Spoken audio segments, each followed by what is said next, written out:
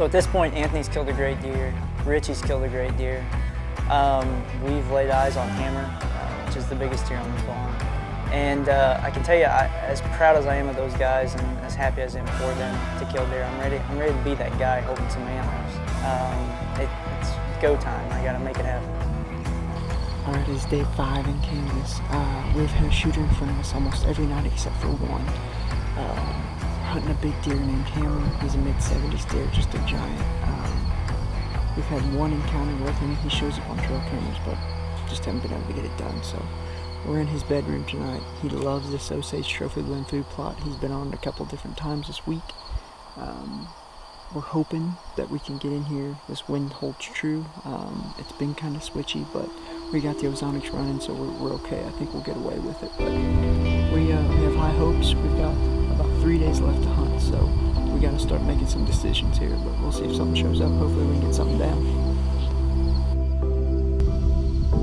So with Anthony having a deer down, he is back behind the camera, and we are starting to see shooters every single set.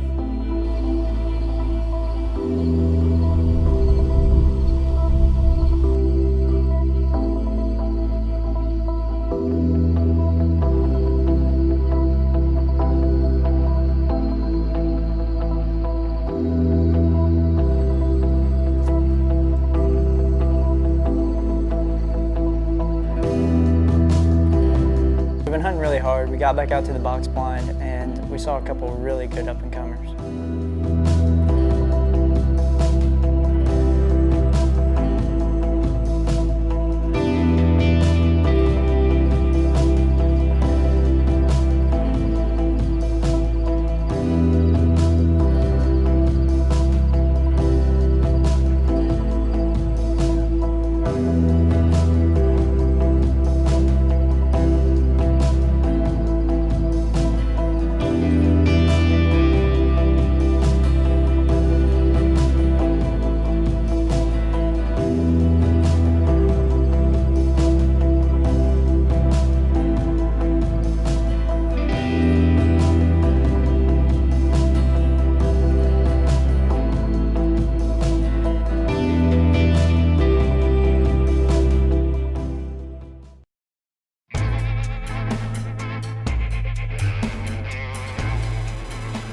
It is day 7 in Kansas. We have, as far as the crew's gone, we've killed 2 bucks here since we've been here.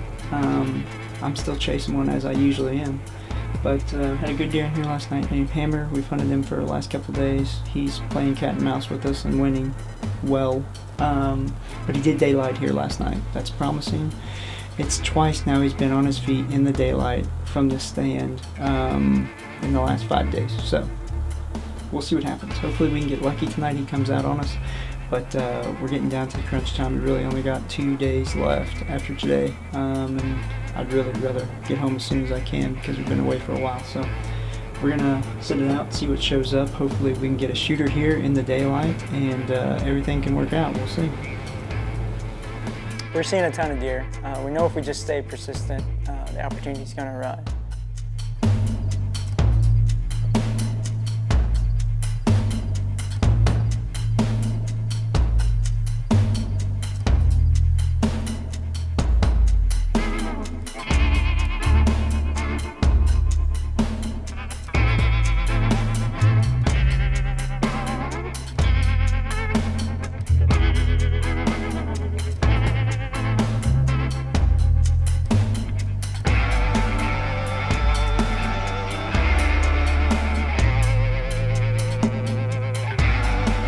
So the first buck that shows up is right short G2. This buck is a hitless buck.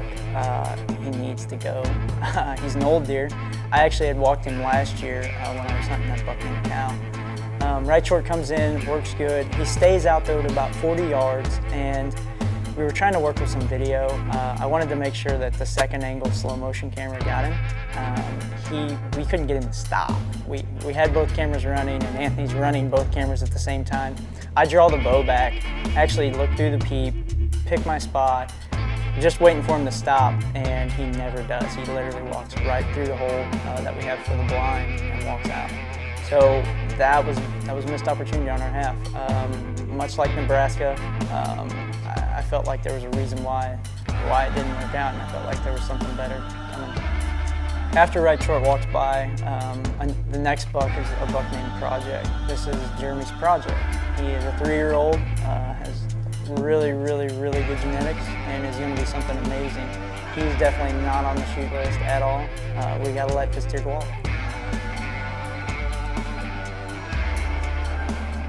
So I've set this box blind like 4 nights in a row, and Hammer showed up on the first night and hasn't showed up since. We're getting bucks coming out, we're getting does coming out, and it's getting late, and all of a sudden I look out the back of the blind and there's Hammer at 30 yards coming around the front.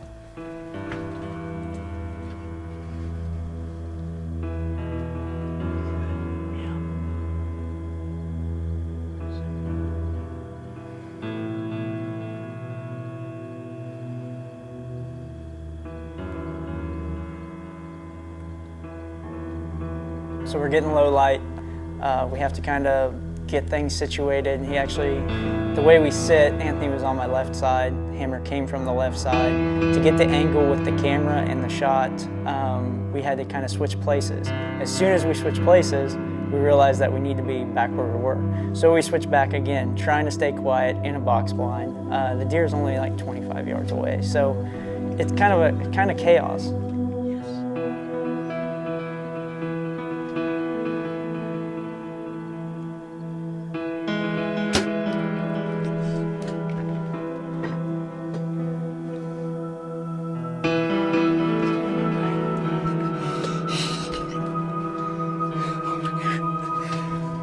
Shaking so bad. We just...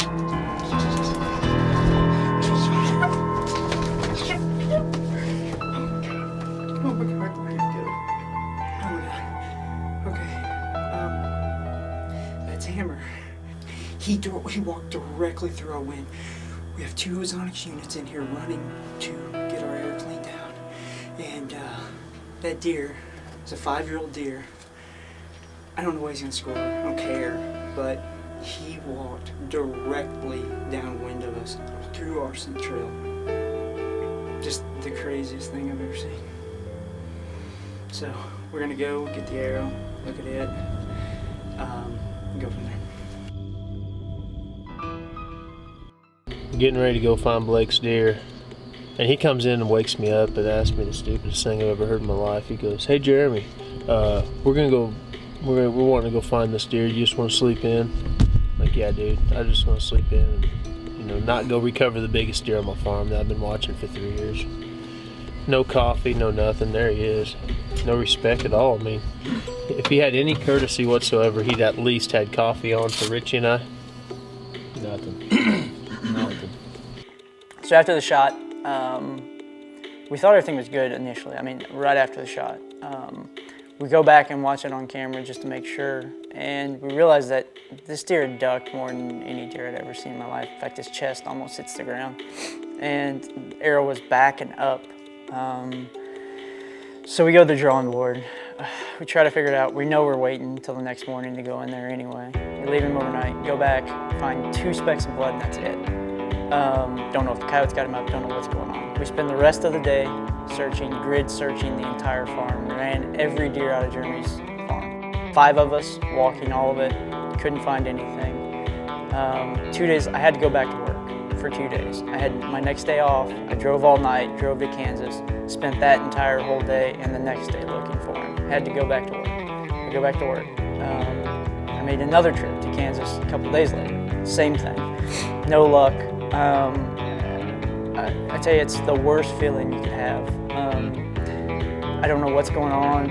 I'm talking to Jeremy every day, asking him if anything. Jeremy's out spending his time, after work, in between on lunch breaks, going out walking little sections of the farm, looking for him.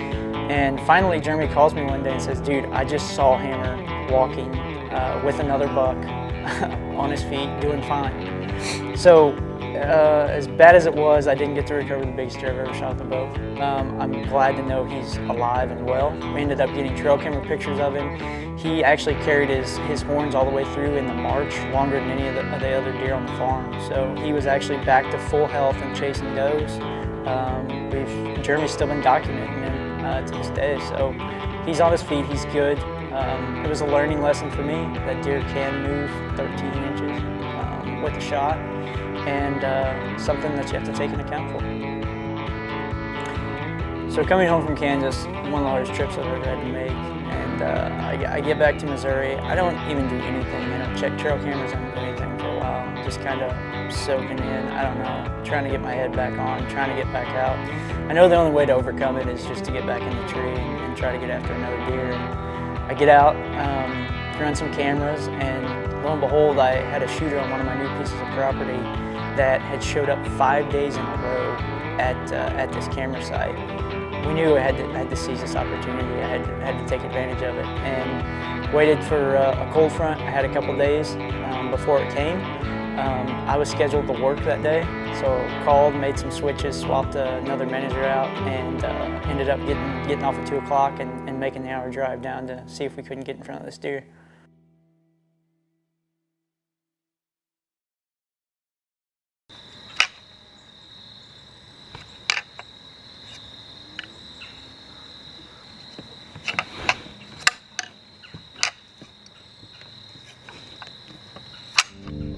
So we get to the tree, and it's about 3 o'clock. We know the deer usually were showing up on camera around 4:30, and all of a sudden here comes the doe parade, and we end up with 9 to 11 does probably underneath us, all around us, moving through, and right about that magical time, they just disappear and they go out into the fields and there's nothing. I hang the bow back up and look at Anthony and I say, well, maybe not tonight. You know, I thought it was that typical, he's done this 5 nights in a row, but the night I'm there, he won't be there. Just about then, Anthony taps me on the shoulder and goes, he's behind us.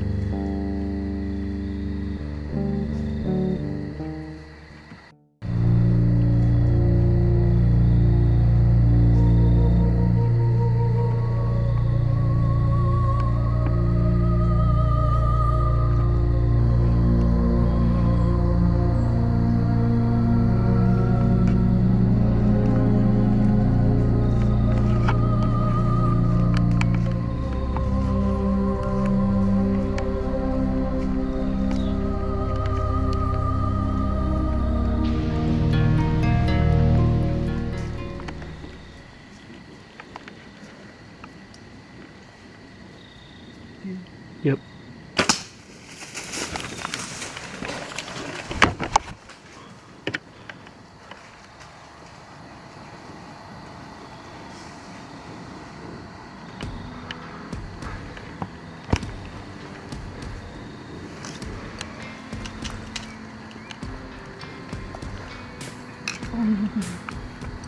Yes. Oh, son. Yes, sir. Yes, sir. That was 7-11. That was the buck we came in here. I came in, pulled the covert on the 6th. This is the 9th. On the 6th, I pulled the covert. He had daylighted 5 days in a row on this, right here, on this set. We came in, it's a long story. Let me hang this bow. So I look at the schedule, I look at my schedule at work, I look at the weather. We have a cold front. It was 89 yesterday. There was one day, that's the day, we're gonna have north winds. The high's like 60. Tomorrow it jumps right back up to 78. We knew we had to be in here tonight. This is our first set. They always say, you know, the first hunt's the best, but I'm telling you, it all came together. It was storybook. So I'm extremely happy at this point. We got out of there, went immediately home, watched the video 1,000 times probably, just trying to make sure it was right. Gave him 2 hours, went back in after a track job, ended up finding him. What did you think about this yet? Yes. Oh, Steffi been dead too. Good Lord.